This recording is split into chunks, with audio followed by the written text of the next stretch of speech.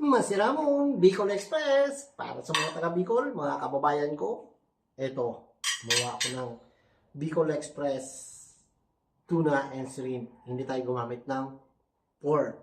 Combine natin yung binagoongan ng Bicol Express. Yan, tikman na natin yan.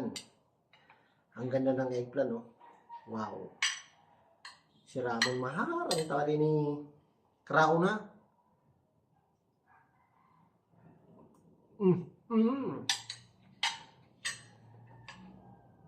Sarap. Talagang lumalaman. Pero kung ikaw ay hindi taga Bicol, wow, sarap. Gusto ko sa tuna is yung sa tiyan, tuna belly. Ayan. Ayan. Sarap ito. Kain na. Mapapa-exercise ka talaga.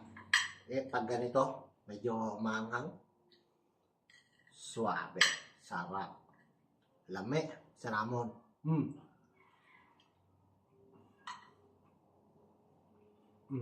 Legit. Siram.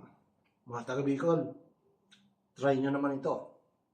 Tuna and shrimp. Mga kababayan, Ramon.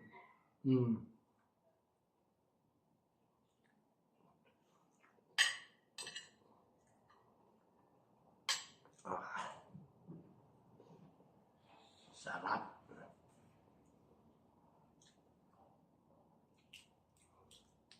Hipon. Siram.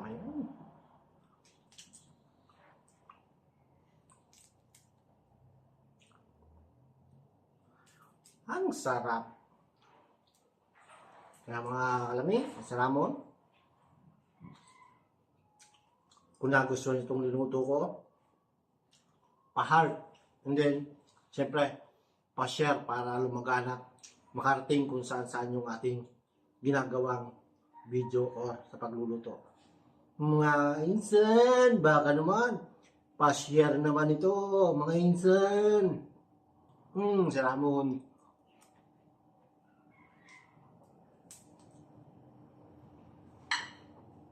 Sarap. Mapapa-exercise ka talaga.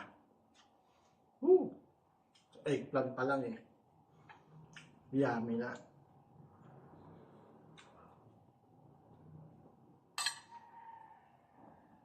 Ang sarap.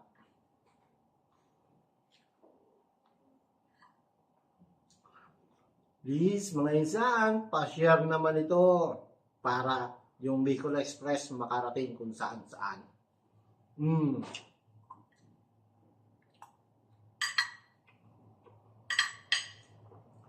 Siram.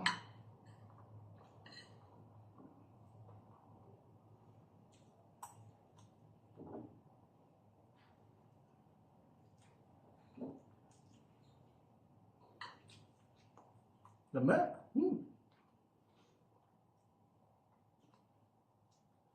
Sauce pa lang eh. Ulam na. May kagat.